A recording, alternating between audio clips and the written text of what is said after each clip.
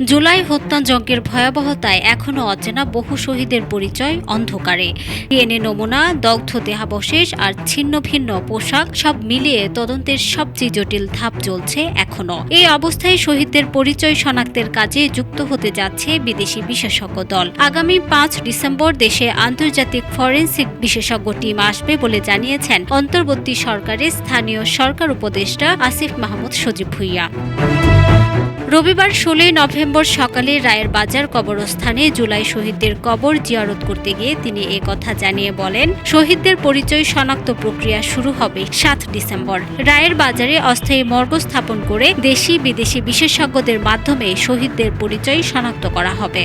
৫ই ডিসেম্বর আন্তর্জাতিক ফরেনসিক এক্সপার্টরা বাংলাদেশে আসবেন। বিশেষজ্ঞদের সহায়তায় মিলিয়ে দেখা হবে দেহাবশেষ, দাঁতের গঠন, হাড়ের বয়স, পোশাকের রাসায়নিক বৈশিষ্ট্য সহ আধুনিক সব ফরেনসিক উপাত্ত। এতে শহীদদের পরিচয় নিশ্চিত হওয়ার পাশাপাশি ঘটনার সময়, পদ্ধতি ও নৃশংসতার মাত্রা বেরিয়ে আসবে আরও স্পষ্টভাবে। জুলাই হত্যাযজ্ঞের মামলার রায়কে সামনে রেখে বিশেষজ্ঞ দল যুক্ত হওয়ায় পরিবারগুলোর মাঝে দেখা দিয়েছে নতুন আশার আলো। বহু নিখোঁজের পরিবার এখনও অপেক্ষায় প্রিয়জনের অন্তত পরিচয়টুকু ফিরে পাওয়ার।